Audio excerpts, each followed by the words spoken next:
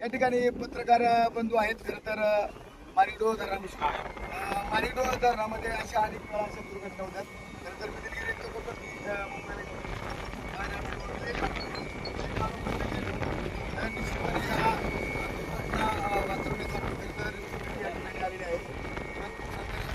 Irrigation डिपार्टमेंटचा कोण आहे रे? रवी पुरे. या ठिकाणी खरं तर वेळोवेळी आम्ही नेहमी तिकडे जातो आणि मच्छीमारी करणारे म्हणजे आम्ही गरीब आदिवासी लोक या ठिकाणी खरं तर पोट पाण्यासाठी काहीतरी करत असतो. आम्ही अनेक वेळेला रिस्क सारखे काय पूर्वी तर असावी या धरणामध्ये एवढे हजारो लोकांच्या जमीन उद्ध्वस्त झाले आहे. या धरणामध्ये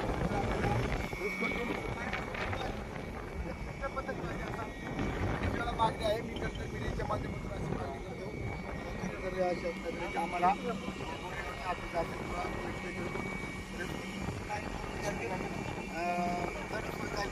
तर असे काळजी आता माहिती काय चालू आम्हाला घटना घडली त्याच्यामध्ये कोण होतं का? त्यांना पोट येत होतं का? त्यांना मुलं किती आहेत?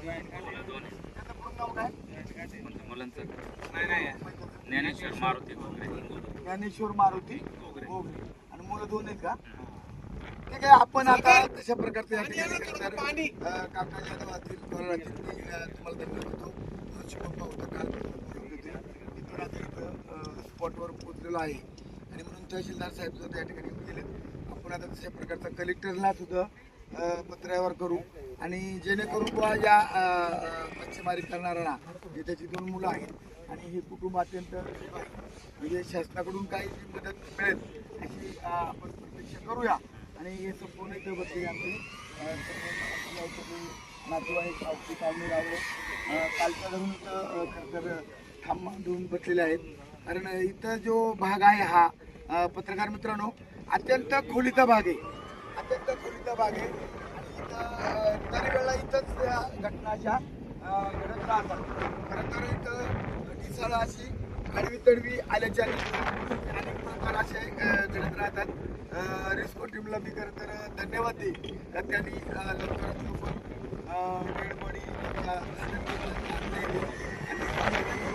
शासनाच्या मार्फत जे काय आम्हाला मदत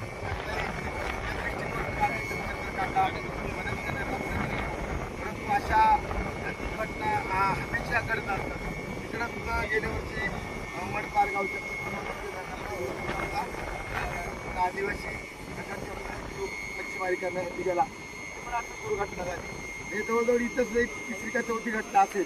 प्रत्येक ठिकाणी मच्छीमारी करणं हा आमचा पारंपरिक म्हणजे पिढ्यानपिढ्याचा व्यवसाय आहे आणि ह्या जीवन उद्धार करण्यासाठी आम्ही करतो. धाडसाने शेवटी काही ना काही दुसरा इकडं व्यवसाय नाही. इकडं आम्ही धरणकर सरला कोणाला ज्यांच्या जमिनी धरणात गेल्या त्यांना शासनाने नोकरी दिली आहे आणि म्हणून हे बेरोजगार झाल्याच्या नंतर काही ना काही व्यवसाय करून आपल्या पोरालेकरांसाठी जीवन उद्धार करण्यासाठी हे आम्हाला करावं लागतं. आणि म्हणून कुठल्या प्रकारचं असं या ठिकाणी सुविधा नाही आहे. त्या घोषणा केल्या जातात तेवढे कोटी परंतु आमची अशी मागणी राहील त्याच्या आम्ही ह्या माणिकडोह धरण असेल धरण असेल आंबेगाव तालुक्यामध्ये डिंबा धरण असेल या धरणामध्ये जे आदिवासी लोक गरीब व्यवसाय करतात त्यांच्यासाठी तर एक वेगळ्या प्रकारची करण्यासाठी व्यवस्था असली पाहिजे. आम्ही असताना थोडेफार घोडे वगैरे दिले होत्या पण त्या जुन्या जागा बोलून गेल्या असतात आमची गोडेगावच्या अशी मागणी राहील.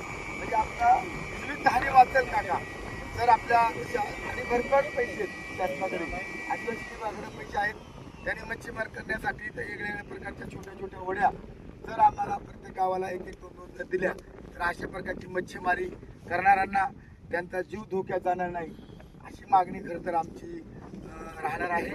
अशा प्रकारचं मी आता खरं तर प्रकल्पाधिकाऱ्यांना सुद्धा बघूया ते काय म्हणतात त्याचा आपण थोडासा फोन घेऊया.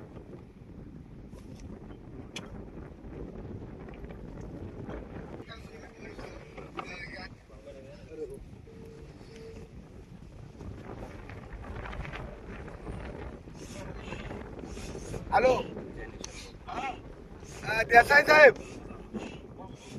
मी नमस्कार साहेब, मी इथं आहे तेजूरच्या ठाकरवाडीमध्ये. काय आलं, तेजूर गावाच्या ठाकरवाडीमध्ये आमचा एक युवक तरुण मच्छीमारी करण्यासाठी कालला माणिकडो धरणामध्ये गेला होता आणि त्याचा बुडून मृत्यू झालेला आहे साहेब. अरे बापरे, हा, वाईट झालं. तिथं आम्ही तो काहीतरी 48 वर्ष होता साहेब. तर आमची विनंती अशी आहे सर, का आता हा चौथा प्रकार आहे.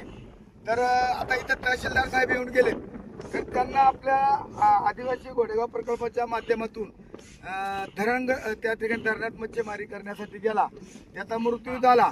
तर त्यांना आपल्याकडून काय आर्थिक सहाय्यक मदत? निश्चित म्हणजे आपल्याला कधी हो निधन झालं म्हणून एक पैसे पाहिजे. हो आपण त्याला न्यूक्लियर बजेट म्हणणं त्यांच्या लग्न झाल्यानंतर त्या मिसेसच्या नावानं किंवा आई वडिलांच्या नावानं एखादी योजना घेता येईल 100%. आपण त्याला मदत करू शकतो 100% करणार आपण. हो सर, त्याची अनुदान नाही. हो एखादं लाईफ मिळेल किंवा एखादं कुठलं पण त्याला योजना पाहिजे तरी प्राधान्याने करणार. हा मोठं हे करून आतापर्यंत त्यांना काहीतरी असं मोठं जर 100% अनुदानावरती सर दिलं तर त्याची 2 मुलं आहेत, म्हणजे ती गर्दी आहेत. परंतु तशी घटना वाईट आहे. आणि तुम्ही आमचे प्रकल्प अधिकारी, तुम्ही आदिवासी बांधवांचे पालक आहात आणि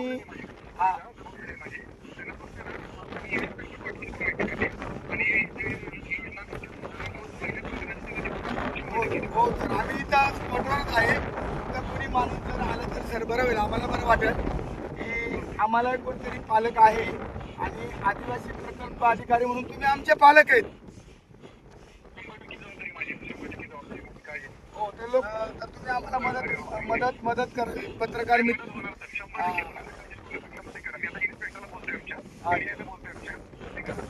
हो तिकडे करून घ्या, ते करून घेऊ सर. हो ती माहिती सर, त्याची माहिती तुम्हाला मी सगळी देतो सर. आता आम्ही फक्त ते रिस्कसाठी आलेले आहे. डेड बॉडी निघाल्यानंतर आम्ही त्यांचा अंत्यविधी झाल्यानंतर मी स्वतः गोडेगावच्या ऑफिसला येऊन त्यांना मदत करू सर. ओके सर, धन्यवाद. ठीक आहे, आपण आता गोडेगावच्या पी.ओ. साहेबांना फोन केलेला आहे. गोडेगावचे पी.ओ. साहेब देसाई साहेब आहेत आणि ते खरं तर न्यूक्लियर बजेटमधून त्यांनी आपल्याला या मदत करण्याचं आश्वासन आपल्याला दिलेलं आहे. दुसरा फॉर्म कुठे आहे रे? इकडे मला ते दोन्ही भाऊ आहेत ना. हे त्यांचा मुलगा आहे काका. आम्ही आता प्रकल्प अधिकाऱ्यांना फोन केला आहे. मी तुमच्या पाठीशी आहे, तुम्हाला जिथं जिथं मदत लागेल ती आपण करूया. तर हा एक दुसरा मुलगा आहे, दोन्ही मुलगा आहेत. अत्यंत खरं तर ही दुःखद घटना आहे. एवढी मोठी मुलं असताना सुद्धा आज वडील कष्ट करीत होते आपल्या मुलांना मदत म्हणून, आणि अशी खरं तर मच्छीमारी करायला गेले आणि त्यांची दुःखद घटना घडली. खरं तर अशा प्रकारचं दुःख त्यांच्यावर आहे. त्यांच्या दुःखामध्ये आम्ही सगळे गावकरी, आम्ही सगळे तरुण वर्ग सहभागी झाला आहे, सर्व अधिकारी. तर निश्चितपणे तुम्हाला वेगवेगळ्या प्रकारचं जशी मदत करता येईल तशी आम्ही त्यांना मदत करू. मी खरं तर माझ्या मित्राला खरं तर सर्व समाज बांधवांच्या वतीनं भावपूर्ण श्रद्धांजली वाहतो आणि या मुलांच्या पाठीशी आम्ही कंपनी उभा राहू. कारबळ आपत्कालीसाठी आपल्या पेसा ग्रामपंचायतीली वेगवेगळ्या प्रकारचं असं मदत काय करता येते? मग